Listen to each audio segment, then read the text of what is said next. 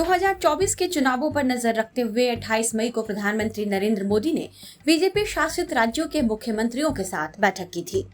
मुख्यमंत्रियों को जनता के साथ संपर्क करने के निर्देश दिए गए थे।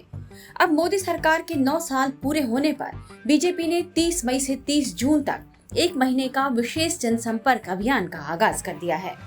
बीजेपी का यह अभियान हर लोकसभा क्षेत्र में चलेगा। इसी कड़ी में बीजेपी के कई केंद्रीय मंत्रियों और नेताओं ने प्रेस कॉन्फ्रेंस करके मोदी सरकार की उपलब्धियां गिनाना शुरू कर दिया है। 30 मई 2019 को ही नरेंद्र मोदी ने दूसरी बार प्रधानमंत्री पद की शपथ ली थी। बीजेपी ने लोकसभा चुनाव 2024 के लिए बड़ी रणनीति बनाई है।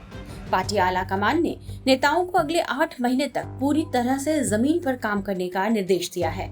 इसके लिए पार्टी नेताओं के बीच लोकसभा क्षेत्र बांट दिए गए हैं। नेताओं और कार्यकर्ताओं को यह सुनिश्चित करने के लिए कहा गया है कि हर गांव में बीजेपी का झंडा हो। केंद्र में मोदी सरकार की हैट्रिक लगाने के लिए पार्टी नेताओं को अब जमीन पर उतार दिया गया है और इसके लिए मंत्रियों और नेताओं की ए, बी और सी 3 श्रेणियां बनाई गई हैं। ए श्रेणी में पार्टी के राष्ट्रीय नेताओं को रखा गया है, जिनमें केंद्रीय मंत्री और पूर्व मुख्यमंत्री शामिल होंगे। इसी तरह बी श्रेणी में वरिष्ठ नेता और दूसरे राज्यों के सांसद रखे गए हैं, जबकि सी श्रेणी में स्थानीय नेताओं को रखा गया है। इस खास मौके पर सभी जिला, मंडल, शक्ति केंद्र और बूथ पर विशेष कार्यक्रम आयोजित किए जाएंगे, जिसमें मोदी सरकार की नीतियों और उपलब्धियों को जनता तक पहुंचाया जाएगा। देश भर में बीजेपी के वरिष्ठ नेताओं की 50 से ज्यादा रैलियां होंगी। 396 लोकसभा सीटों पर जनसभाएं होंगी, जिनमें केंद्रीय मंत्री या पार्टी के राष्ट्रीय पदाधिकारी का होना जरूरी होगा। बीजेपी शासित राज्यों के मुख्यमंत्री, नेता प्रतिपक्ष, सांसद और विधायक भी इन रैलियों और जनसभाओं में शामिल होंगे। इसके अलावा प्रधानमंत्री नरेंद्र मोदी की भी हर लोकसभा सीट में रैलियां आयोजित करने की भी बीजेपी की प्लानिंग है।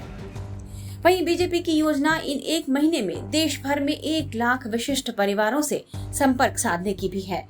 हर लोकसभा में 250 विशिष्ट परिवारों से संपर्क किया जाएगा। प्रदेश के प्रभावशाली व्यक्तियों जैसे खिलाड़ी, कलाकार, उद्योगपति और अन्य प्रसिद्ध परिवारों से संपर्क साधा जाएगा। वहीं मोदी सरकार की उपलब्धियां गिनाने के लिए केंद्रीय मंत्रियों ने भी कमान अपने हाथ में संभाल ली है। केंद्रीय मंत्री भूपेंद्र यादव ने कहा कि सरकार ने तय समय सीमा में लाभ अंतिम व्यक्ति तक पहुंचाया है। वहीं केंद्रीय मंत्री निर्मला सीतारमण का दावा है कि मोदी सरकार गरीब जरूरतमंदों को विकास की मुख्य धारा में ले आई है। बीजेपी के इस चुनाव अभियान को देखकर साफ जाहिर है कि पार्टी 2024 का चुनाव जीतने के लिए आक्रामक मुद्रा में आ गई है और पार्टी अभी से चुनावी मोड में नजर आने लगी है। टाइम्स नाउ नव भारत डिजिटल की रिपोर्ट।